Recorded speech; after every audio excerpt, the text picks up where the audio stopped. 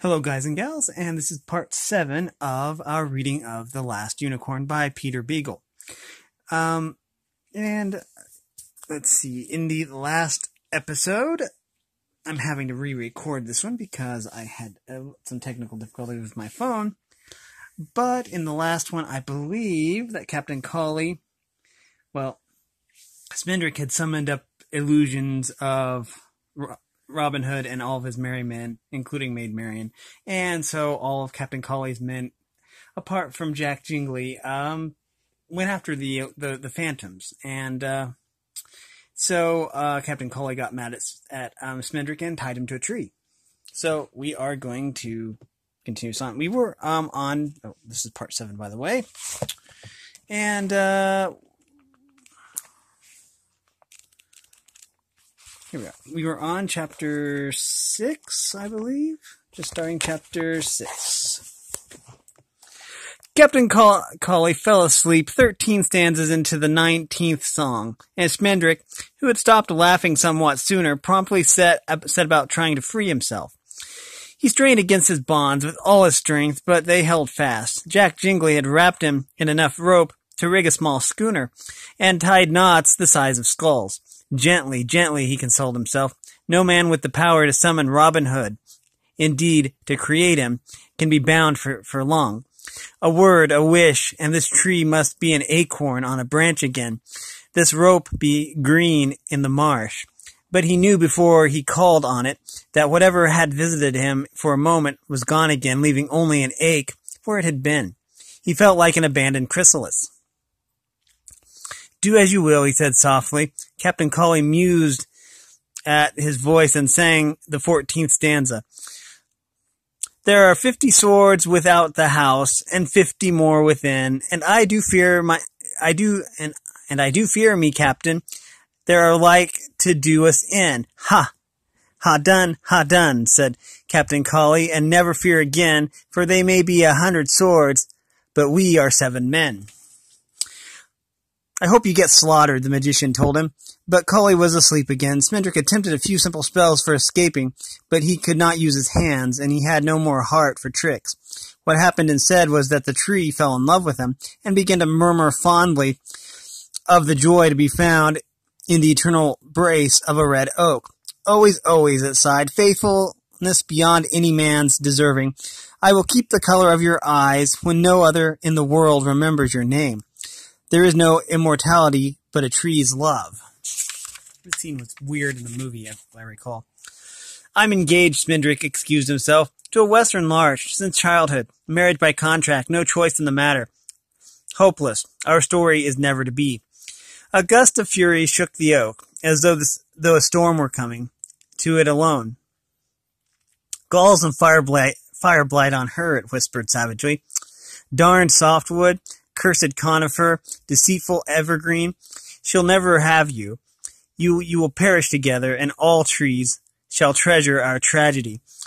Along his length, Smendrick could feel the tree heaving like a heart, and he feared that it might actually split in two with rage.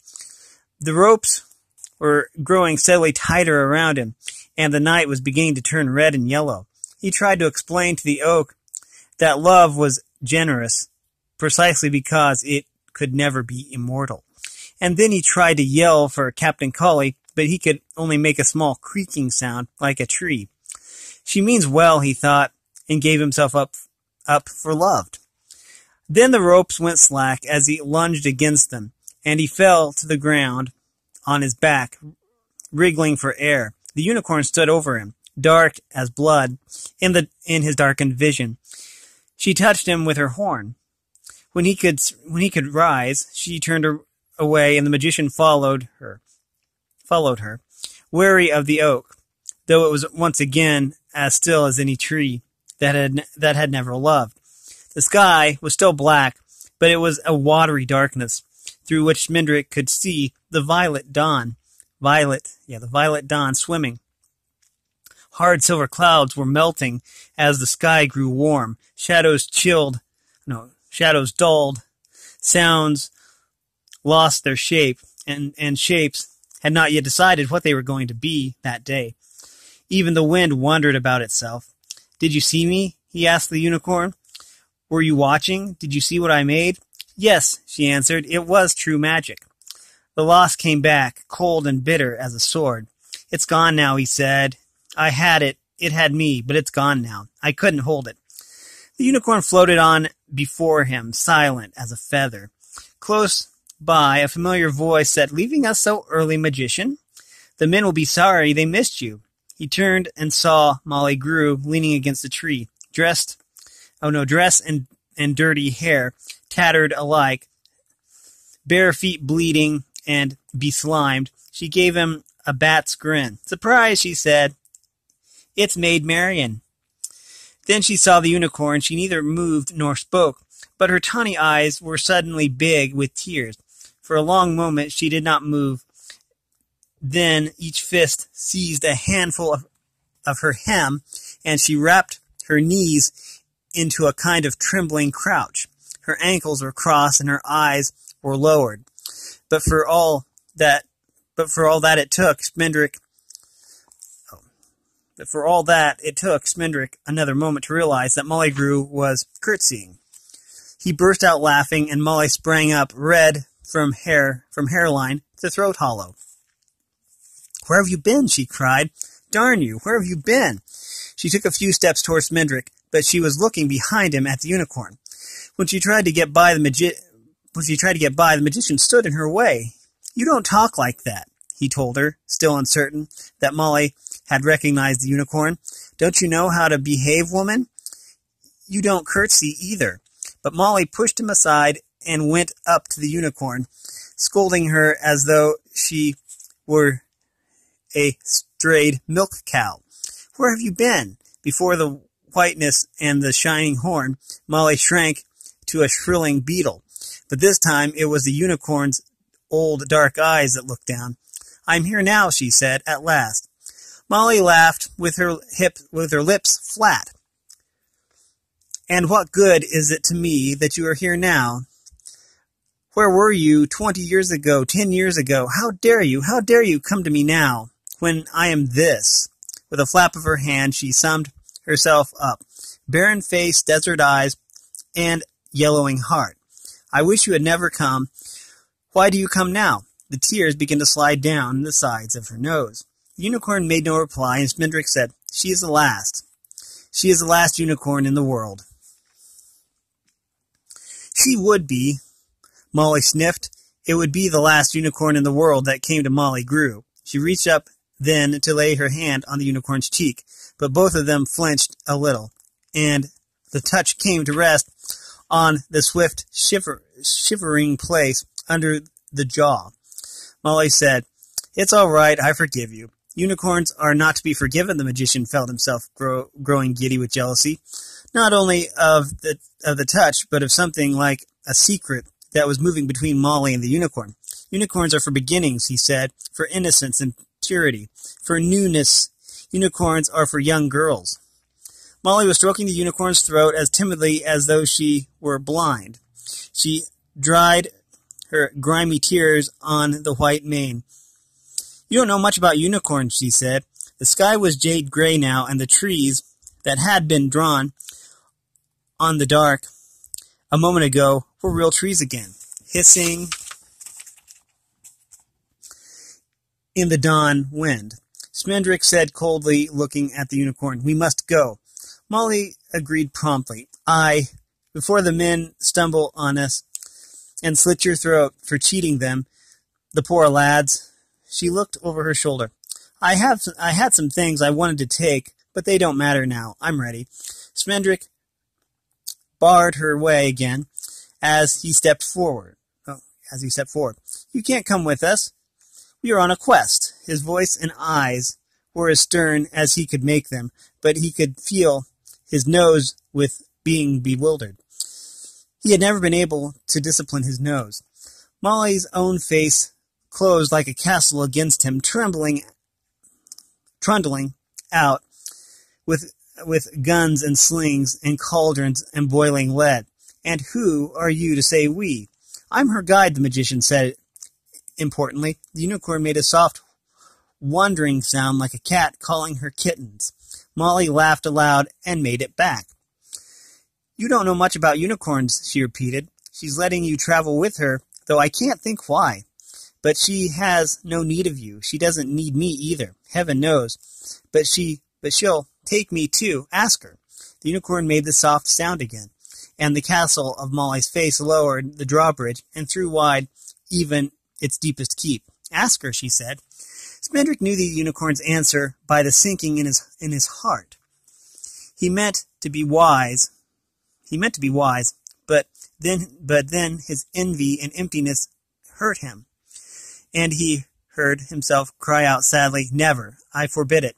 I, Smendrick the magician," his voice darkened, and even his nose grew menacing. "But be wary of rousing a wizard's wrath. Rousing, if I choose to turn you into a frog." "I should laugh myself sick," said Molly Grew pleasantly. You're handy with fairy tales, but you can't turn cream into butter." Her eyes gleamed with a sudden, mean understanding. "Have sense, man," she said. What were you going to do with the last unicorn in the world? Keep her in a cage?" The magician turned away to keep Molly from seeing his face. He did not look directly at the unicorn, but stole small sights of her as stealthily as though he could be made to put them back. White and secret, mourning-horned, she regarded him with piercing gentleness, but he could not touch her. He said to the thin woman, "You don't even know where we are bound." Do you think it matters to me?" Molly asked. She made the cat sound once more. Smendrick said, "We are journeying to King Haggard's country to find the Red Bull." Molly's skin was frightened for a moment. Whatever her bones believed or her heart knew. But then the unicorn breathed softly into her cupped hand, and Molly smiled as she closed her fingers on the warmth. "Well, you're going the wrong way," she said. The sun was rising, and she led them back the way they had come, past Collie, still slumped asleep on his stump. Across the clearing and away, the men were returning. Dead branches cracked close at hand, and brush broke with a splashing sound. Once they had to crouch among thorns, while two of Collie's weary rogues limped by, wondering bitterly whether the vision of Robin Hood had been real or not. "I smelled them," the first man was saying. "Eyes are easy to deceive, and cheats by nature, but surely no shadow has a smell." "The eyes are prejurors, right enough," grunted the second man, who seemed to be wearing a swamp. "But do you truly trust the testimony of your ears, of your nose, of the root of your tongue?" "Not I, my friend. The universe lies to our senses, and they lie to us. And how can we ourselves be anything but liars? For myself, I trust neither message nor messenger, neither what I am told nor what I see. There may be truth somewhere, but it never gets down to me." "Ah," said the first man with a black grin, "but you came running with the rest of us to go with Robin Hood, and you hunted for him all night, crying and calling like the rest of us. Why not save yourself the trouble if you know better?" "Well, you never know," the other answered thickly, spitting mud. "I could be wrong. There were a prince and princess sitting by the stream in a wooded valley. Their 7 servants had set up a scarlet canopy beneath a tree, and the royal young couple ate a box lunch to the accompaniment of lutes and theorbos. They hardly spoke a word to one another until they had finished the meal, and then the princess sighed and said, "Well, I suppose I'd best get the silly business over with." The prince began to read a magazine. "You might, at least," said the princess. But the prince kept on reading. The princess made a sign to 2 of the servants, who began to play an older music on their lutes. Then she took a few steps on the grass, held up a bridle bright as butter, and called, "Here, unicorn, here, here, my pretty, here to me, come, come, come, come, come, come, come." The prince snickered. It's not your chickens you're calling, you know," he remarked, without looking up. "Why don't you sing something instead?" of clucking like that.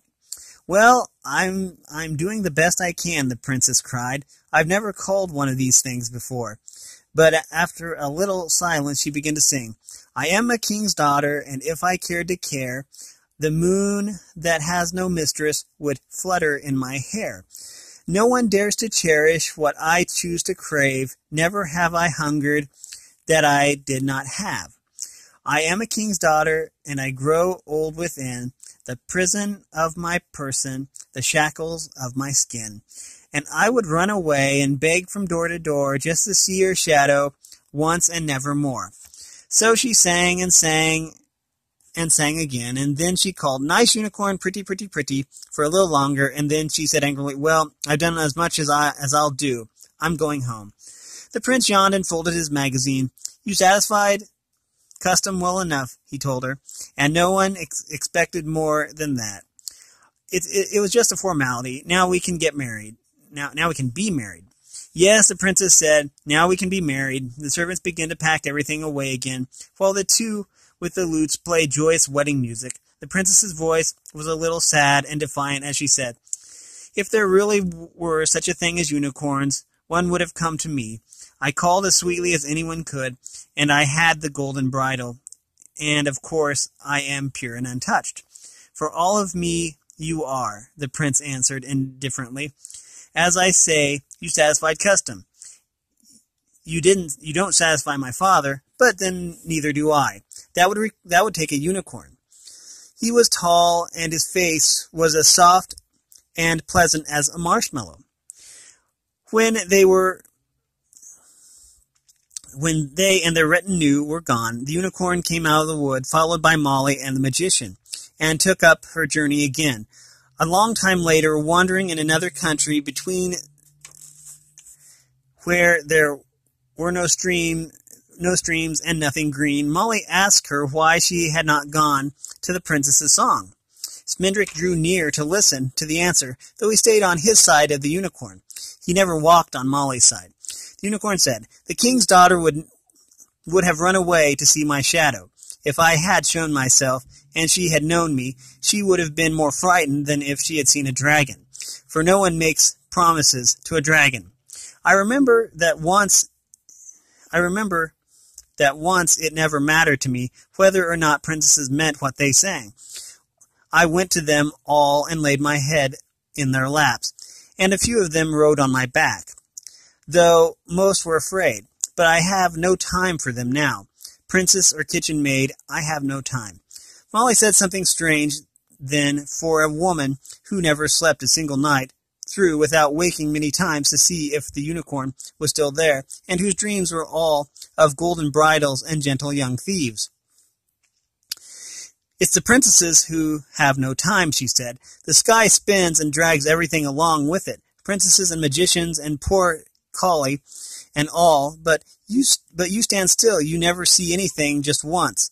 I wish you could be a princess for a little while, or a flower, or a duck. Something that can't wait.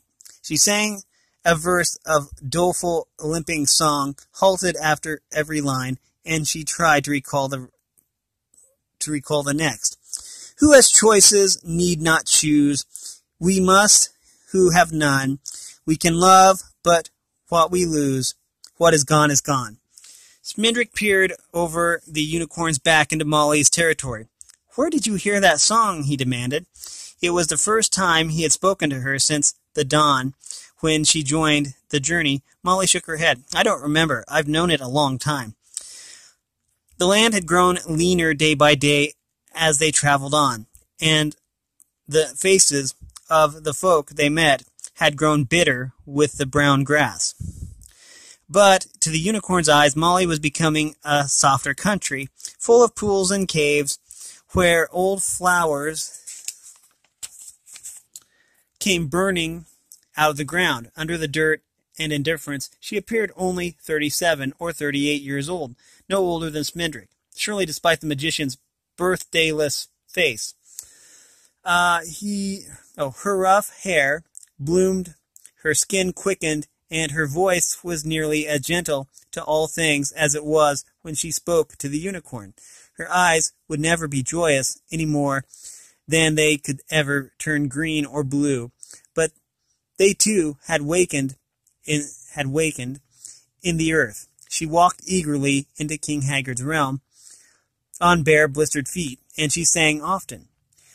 And far away on the other side of the unicorn, Smendrick the magician stalked in silence. His black cloak was sprouting holes, coming undone, and so was he. The rain had renewed Molly, did not fall on him, and he seemed even more parched and deserted, like the land itself. The unicorn could not heal him. A touch of her horn could have brought him back from death, but over despair she had no power, nor over magic that had come and gone. So they journeyed together, following the fleeing darkness into a wind that tasted like nails. The rind of the country cracked, and the flesh of it peeled back into gullies and ravines, or shriveled into scabby hills. The sky was so high and pale that it disappeared during the day, and the unicorn sometimes thought that the three of them must look as blind and helpless as slugs in the sunlight, with their log or their dank rock tumbled away. But she was a unicorn still, and a unicorn's way of growing more beautiful in evil times and places.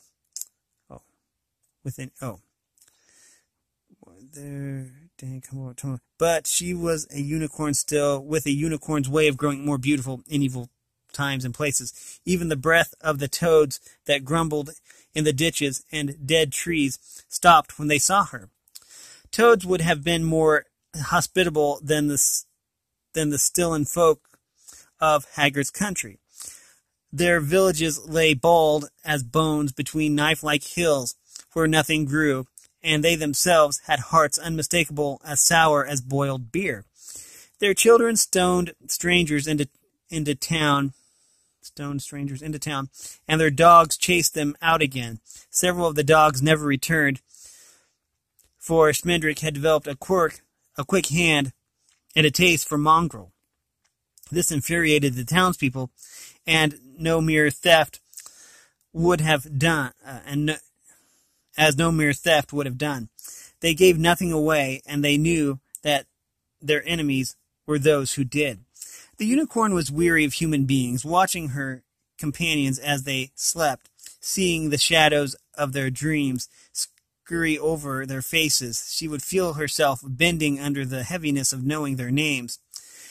Then she would run until morning to ease the ache, swifter than rain, swift as loss, racing to catch up with the time when she had known nothing at all but the sweetness of being herself.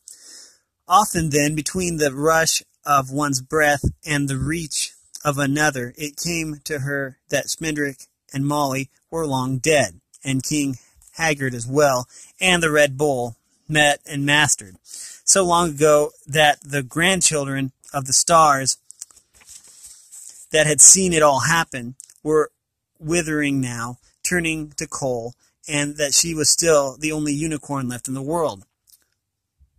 Then, one owlless autumn evening, they rounded a ridge and saw the castle. It crept into the sky from the far side of a long, deep valley, thin and twisted, bristling with thorny turrets, dark and jagged as a giant's grin.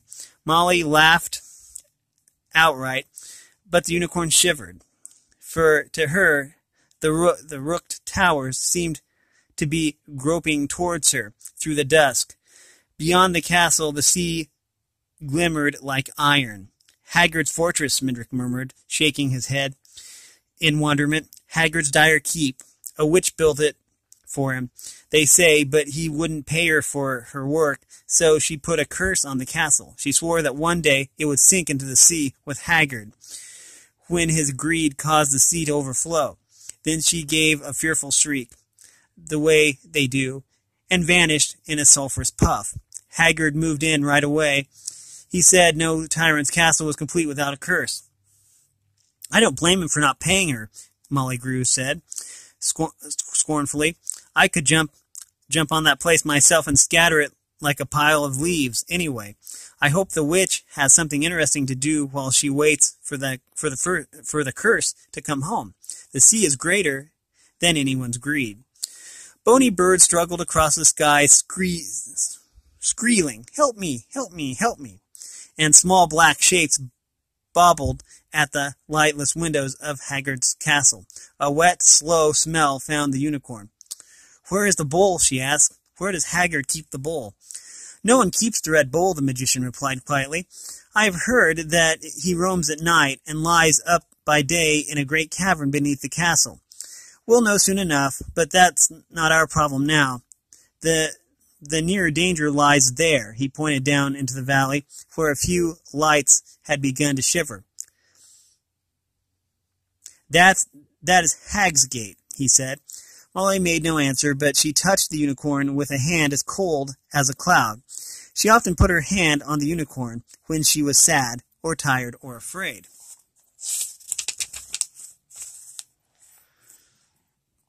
"This is King Haggard's town," Schmidrick said. "The first one he took when he came over the sea. The one that has lain longest under his hand. It has a wicked name, though none I ever met could say exactly why. No one goes into Hag's Gate, and nothing comes out of it, but takes to make children." Okay. "But no one goes into Hag's Gate, and nothing comes out of it, but tales to make children behave. Monsters, werbeasts, witch covens, demons in broad daylight, and the like. But there's something evil in Hag's Gate. I think Mommy Fortuna would never go there. And once she said that even Haggard was not safe while Hag's Gate stood. There is something there." He peered closely at Molly as he spoke, for it was his only bitter pleasure these days to see her frightened in spite of the white presence of the unicorn. But she answered him quite calmly, with her hands at her sides. "I have heard Hag's Gate called the town that no man knows. Maybe its secret was waiting for a woman to find out. A woman and a unicorn. But what's to be done with you?" Schmidrick smiled. "Then, I'm no man," he said. "I'm a magician, with no magic, and that's no one at all." The foxfire lights of Hag's Gate grew brighter as the unicorn watched them, but not even a flint flared in King Haggard's castle. It was too dark to see men moving on the walls, but across the valley she could hear the soft boom of armor and the clatter of pikes on stone. Sentinels had met and marched away again. The smell of the red bull sported all around the unicorn as she started down the thin, brambly path that led to Hag's Gate. And with that, we are going to stop at chapter 7. I'm surprised that we managed to read through an entire chapter in half an hour. I'm going to put a bookmark in here. We made it to page 70. Page 70. We have been reading The Last Unicorn by Peter Beagle. And this has been episode 7, I believe. Anyways, if you like this content, make sure you like and subscribe and ring the bell so you know when I upload. And if you want to support me in any way at all that information will be in the description below. And as always, thanks for watching, everyone, and have a great day.